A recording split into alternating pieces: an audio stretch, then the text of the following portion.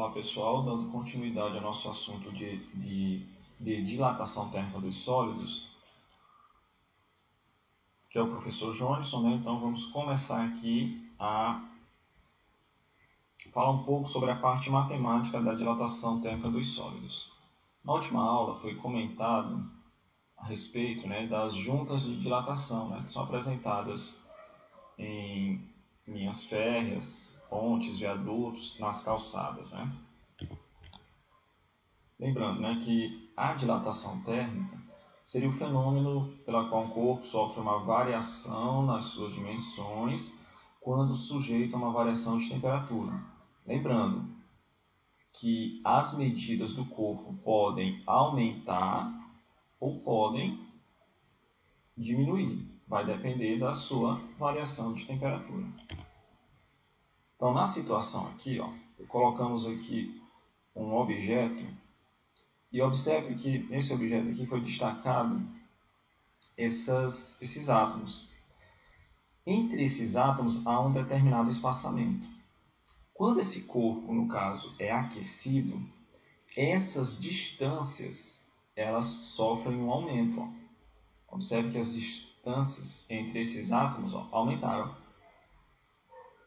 Só que não foi somente entre esses dois átomos, né? Foram entre todos os átomos aqui, Então, todas essas distâncias aumentaram. Como essas distâncias aumentaram, essa medida aqui, ela acaba também aumentando, o que vai caracterizar a dilatação que esse corpo vai sofrer.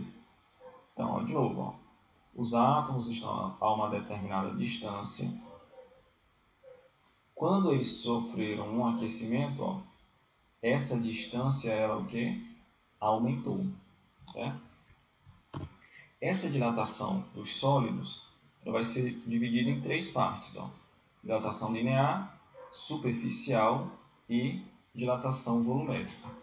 Então vamos ver aqui o que seria cada um desses três tipos de dilatação. Na dilatação linear, a gente vai ter aqui um fio, por exemplo, com um determinado comprimento. Nesse caso, a gente diz, né, que ele possui um comprimento L0, né, que seria o L inicial, ou um LOzinho, L inicial, certo? Aqui. Esse alfa seria o coeficiente de dilatação linear, que depende de cada material, como nós veremos na tabela a seguir. E o ΔT seria o que? A variação de temperatura. Então, digamos que esse fio aqui estivesse a uma temperatura inicial de 30 graus Celsius. Então, representamos aqui o 30 graus.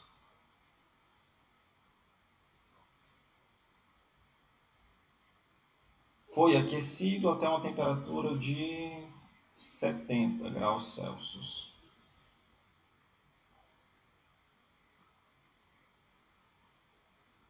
Então, essa variação de temperatura vai ser essa diferença entre os 70, que é a temperatura final, e o 30, que é a temperatura inicial, né? Então, 70 menos 30. Então, para o nosso cálculo lá, a gente iria colocar o que? O 40. Então, não esquecer que esse ΔT representa essa variação. Só destacar bem aqui, que se vocês observarem aí no conceito de dilatação térmica, eu coloquei assim, ocorre principalmente em uma dimensão. Por que esse principalmente? Porque no caso de um fio, então aqui eu tenho um pedaço de fio qualquer. Então esse fio aí, quando ele sofrer um aquecimento, o seu comprimento muda, mas também o seu diâmetro muda. Só que a alteração essa alteração aí, sofrida pelo diâmetro, ela é muito, muito pequena em relação ao seu comprimento. Então, por isso que a gente considera apenas aqui uma dimensão, tá certo? Então, isso aqui seria a nossa dilatação linear. Então, vamos ver aqui só alguns coeficientes de dilatação de alguns elementos, né? Então, aqui, eu tenho um coeficiente de dilatação do aço, 11 vezes 10 a menos 6, do ouro, 14,3 vezes 10 a menos 6, do cobre, 17 vezes 10 a menos 6, do alumínio, 23 vezes 10 a menos 6, do chumbo, 29 vezes 10 a menos 6, né? Graus Celsius elevado a menos 1. Então, analisando aqui rapidamente essa tabela, o que é que nós podemos observar nela? Que se eu tivesse 1 metro de fio de aço, 1 metro de fio de ouro, 1 metro de fio de cobre, 1 metro de fio de alumínio e 1 metro de fio de chumbo, aquele que tem o maior coeficiente, que no caso é o chumbo, vai ter o maior comprimento ao final dessa variação de temperatura. Lembrando que a variação de temperatura tem que ser a mesma para os 5, para a gente poder afirmar isso, né? Então, ó, digamos que os 5 pedaços de fio têm 1 metro e vão sofrer a mesma variação de temperatura. Então, ao final desse processo, quem tem o maior coeficiente, que no caso é o chumbo, vai ter o maior comprimento. Professor, quem vai ter o menor comprimento? A menor variação, né, de comprimento, consequentemente, o menor comprimento final. Seria o aço, que tem o menor coeficiente. Okay? A gente vai entender melhor na questão que eu vou passar aqui no final desse slide. Outro tipo de dilatação térmica seria a dilatação superficial. Ó, nesse caso aqui, nós temos o quê? A área inicial e a área final. Lembrando que o nosso objetivo seria o quê? Calcular essa variação de área. Da mesma forma, na linear, a gente queria calcular o quê? A variação de comprimento. Então, o que é que eu preciso de informação? Eu preciso da área inicial, preciso da variação de temperatura, ou seja, como eu falei, digamos que aqui estava em 10, a área inicial era, a temperatura inicial era de 10 graus Celsius e a área final e a temperatura final de 50 graus Celsius, né? Então, nesse caso aqui, a nossa variação de temperatura seria de quanto? 40 graus Celsius, né? Temperatura final menos a inicial. E o coeficiente de dilatação superficial, como eu comentei na dilatação linear, se eu não tiver comentado, comento agora, ele depende do material, tá certo? Então, se essa chapa aqui é de ferro, ela vai ter um valor. Mas se ela for de alumínio, o coeficiente já vai apresentar outro valor. Então, quando nós multiplicamos, né, área inicial, coeficiente e variação de temperatura, aí a gente vai determinar o que? Essa variação de área, tá certo? O mesmo conceito, o mesmo raciocínio se aplica com a dilatação volumétrica. Ó. Eu preciso de um volume inicial, preciso de um coeficiente que é característico de cada substância, de cada material, e uma variação de temperatura. Professor, por que aí você precisa dessas 3 grandezas? Porque nesse caso eu quero calcular isso aqui. Ó. Eu quero calcular quanto foi o aumento que esse cubo sofreu ao ser aquecido. Né? Então, eu sempre vou precisar dessas 3 informações: volume inicial, coeficiente de dilatação volumétrica e variação de temperatura. Só lembrando que esse volume aqui, ele pode ser em metros cúbicos, pode ser em centímetros cúbicos. E no caso da variação de área, no caso da área inicial, né, que eu acabei esquecendo de comentar, a área ela pode ser em metro quadrado. Certo? Pode ser em centímetro quadrado, ok? Volume, metro cúbico, centímetro cúbico, são algumas das unidades de volume. E existe uma relação, né, entre coeficiente linear, coeficiente de dilatação linear, coeficiente de dilatação superficial e coeficiente de dilatação volumétrica. Então, o que nós vamos ver no slide seguinte. Ó. Vejam aqui que o coeficiente de dilatação superficial, ó, é 2 vezes a linear. E o coeficiente de dilatação volumétrica é 3 vezes a linear. Tá certo? Então, se eu pedisse aqui o coeficiente de dilatação superficial do aço. Então, o que é que você vai fazer? Você vai pegar este valor aqui e multiplicar por 2, né? Por quê? Porque esse valor aqui é o linear. Então, no caso do aço, seria quem? 22. E repete o 10 a menos 6, tá certo?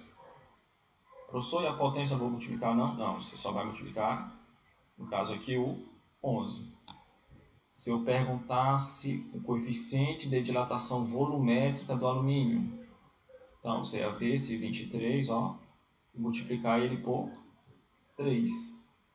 Então, 23 vezes 3, 69.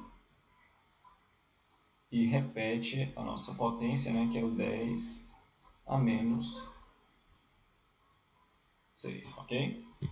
Então, só comentando aqui rapidamente,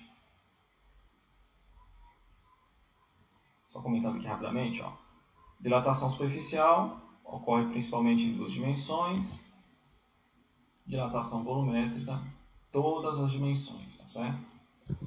E aqui, em relação à dilatação superficial, né, metro quadrado, centímetro quadrado, decímetro quadrado. Então vamos aqui para a gente terminar aqui nossa aula, vamos ver aqui um exemplo de questão de dilatação linear. Então vamos lá. Uma barra apresenta a 10 graus Celsius comprimento de 500 metros, sendo feita de material cujo coeficiente de dilatação linear médio vale 3 vezes 10 elevado a menos 6 graus Celsius elevado a menos 1. A barra é aquecida até 30 graus. Aí determine a dilatação ocorrida e o comprimento final dessa barra. Tá certo? Então vamos lá. Variação de temperatura. Lembrando que aqui eu estou inicialmente respondendo a letra A, viu? Então, a variação de temperatura foi o quê? A temperatura final menos a temperatura inicial. Então, 30 menos 10, 20. 20 graus Celsius. Professor, e esse 500 metros aqui, o que ele é? Então, vamos ver o que é que ele é. Seria o nosso comprimento inicial. Tá certo? Então, nós já temos comprimento inicial, temos a variação de temperatura, é uma dilatação linear. Então, nesse caso, ó, esse 3 aqui vezes 10 a menos 6, ó, é o nosso alfa, né? Coeficiente de dilatação linear. Então, com essas 3 informações, a gente pode calcular qual foi a variação de comprimento que essa barra sofreu através da nossa fórmula melhor. Variação de comprimento é o comprimento inicial. Comprimento inicial, que no caso aí é o 500. Coeficiente, que é 3 vezes 10 é menos 6. E a variação de temperatura, que no caso é o 20, né? Então, vamos lá. Então, ó, 500, 3 vezes 10 é menos 6 e o 20. Vamos fazer agora o produto desses três termos aí. Vejam que deu quanto? 30.000. Aí uma dica, ó, você pode fazer primeiramente essa conta aqui, ó. 5 vezes 3 é 15. 15 vezes 2 é 30. Então, está bem aqui o 30. Ó. Vejam que sobrou 3 zeros aqui. Eu deixei 3 zeros de fora. Ó. 1, 2, 3. Então, eu vou acrescentar eles aqui. Ó. 30.000 vezes 10 a menos 6. Esse 30.000 a gente transforma ele em notação científica. Como é que ficaria o 30.000 em notação científica? 3 vezes 10 elevado a 4, né? Professor, por que é elevado a 4? Aí veja, ó, que no caso do 30.000, a vírgula saiu daqui até aqui. Ó. Então, ela andou quantas casas? 4 casas. Como foi para a esquerda, então por isso ficou positivo. 3 vezes 10 a 4, vezes 10 a menos 6. Então, isso aqui é uma multiplicação envolvendo potências. Na multiplicação de potências, ó, conserva a base, que é o número 10, soma os expoentes. 4 mais menos 6, que nesse caso é menos 2. E o 3 a gente repete. Se o comprimento ó, estava em metros, então a nossa variação de comprimento não pode ser em centímetros, tem que ser em metros. Professor, mas eu não quero deixar em notação científica. Eu posso tirar esse 10 a menos 2? Pode. Nesse caso, a vírgula ela vai ter que voltar agora 2 casas. Então, 0,03 metros ou ainda 30 centímetros. Então, isso aqui seria o cálculo para a nossa letra A, tá certo? Então, uma barra de 500 metros de comprimento, ao sofrer uma variação de temperatura de 20 graus, com esse coeficiente de 3 vezes 10 a menos 6, ela vai ter um aumento ó, de 0,03 metros. Aliás, no caso aqui não é 30 centímetros, pessoal, é 3 centímetros. Fiz isso propositalmente só para ver se vocês estão atentos aí à questão das unidades, tá certo? Então, 0,03 metros correspondem a 3 centímetros. Né? O comprimento final da barra. Então, para fazer o comprimento final, preciso de quê? Do comprimento inicial. Então, isso aqui dá para a gente fazer aqui. Ó. Do comprimento inicial, que é o 500,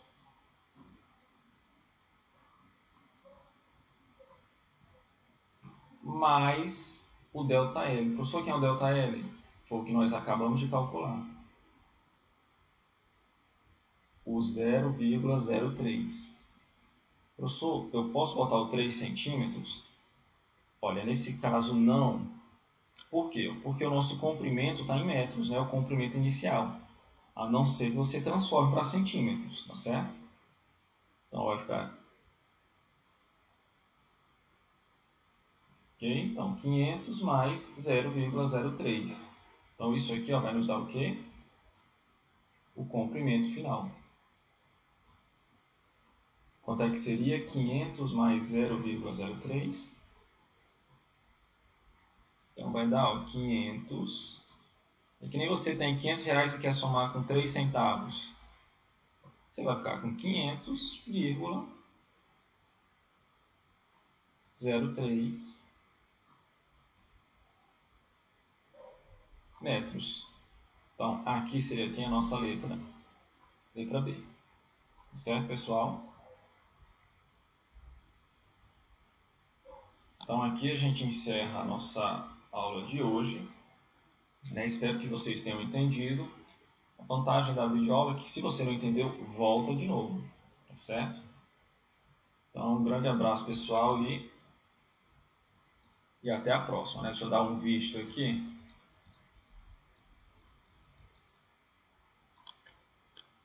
Um abraço. Fui!